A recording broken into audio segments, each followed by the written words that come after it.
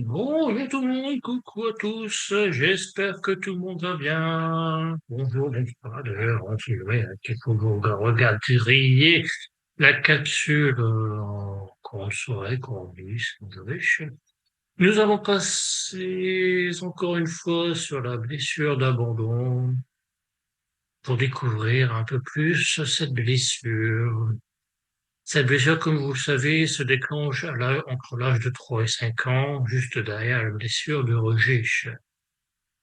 Elle se déclenche vis-à-vis du parent du sexe opposé qui est inconsciemment euh, est accusé de ne pas prendre en considération les besoins de son enfant, de ne pas l'aider, de ne pas le soutenir vis-à-vis du parent du même sexe. Parce que comme vous le savez également, la blessure donc d'abandon normalement vient après la blessure de rejet. Et la blessure de rejet vient avec le parent du même sexe qui rejette son enfant inconsciemment.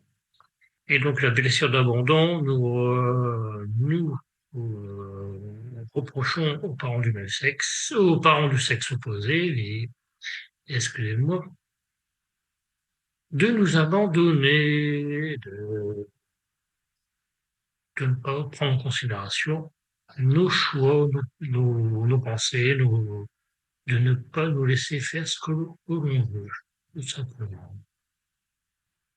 Cette blessure d'abandon est une blessure qui ressemble à un poids qu'on porte sur les épaules, un poids qui nous empêche d'avancer, d'être pleinement dans notre vie. Elle nous empêche d'être heureux au quotidien, de nous engager dans des relations saines et durables et dans des projets. Cette blessure peut nous faire ressortir des grandes peurs lorsque les personnes qu'on pense pour nous abandonnent. Toujours pareil, si la mère vient dire à son enfant, bah, écoute, je ne peux pas être là, tu resteras avec mon père. L'enfant peut se sentir abandonné par sa mère. C'est un exemple comme un autre. Donc cette blessure a ses origines multiples. Elle est causée par des événements de la vie, des expériences traumatisantes, souvent de notre enfance. L'enfant intérieur, toujours lui, celui qui a ressenti toutes les blessures et qui, au fur et à mesure de son expérience de vécu, va faire ressortir ses blessures, va les supporter. Tout comme les autres blessures, elle peut nous faire ressortir des émotions perturbatrices comme de la tristesse, de la colère, même pouvant entraîner des états dépressifs. D'ailleurs, avec le décodage biologique, nous pouvons remonter nos maladies, le mal,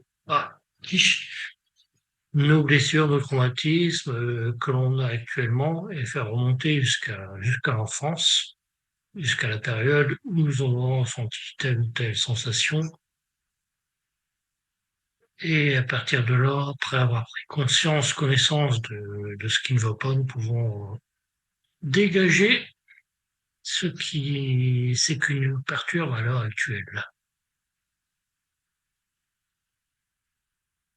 Elle nous empêche de faire confiance aux autres, mais également à la vie.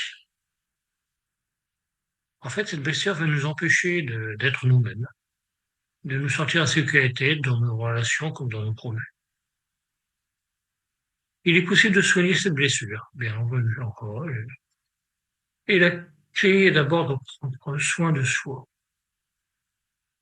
de son corps, de ses émotions, mais avant tout de son âme.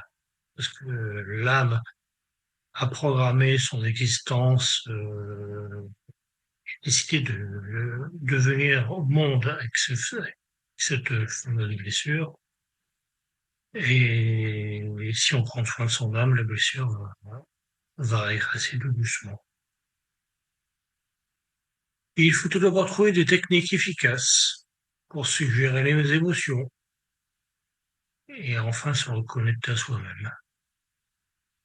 Parmi ces techniques, moi je connais personnellement l'EFT, la méthode TAT, qui est un dérivé de l'EFT qui est pas mal. qui permet de revenir à soi, de débloquer les situations traumatisantes, de débloquer les émotions, de tout lâcher, de revenir à soi. Et aussi l'auto-hypnose qui est pas mal. C'est une technique comme une autre, c'est pas mal. Je trouve ça pas mal. Après, forcément, il y a les méditations qui permettent de revenir à soi, de retrouver un équilibre certain.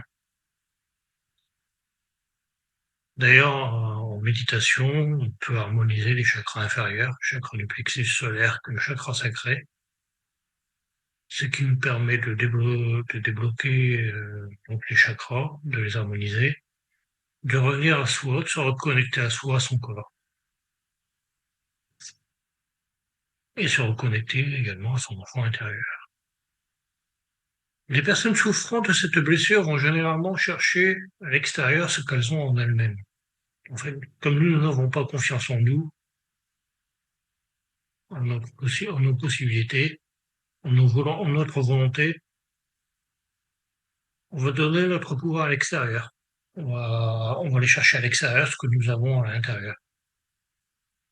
Et c'est ça que le travail sur l'enfant intérieur, sur la blessure d'abandon va être amené à faire, travailler sur soi, à accepter que l'on a des très belles possibilités. Nous avons tout en nous, nous n'avons pas besoin d'extérieur, et nous pouvons avancer sur notre propre chemin de vie. Merci beaucoup de m'avoir écouté. À très bientôt. Bisous tout le monde.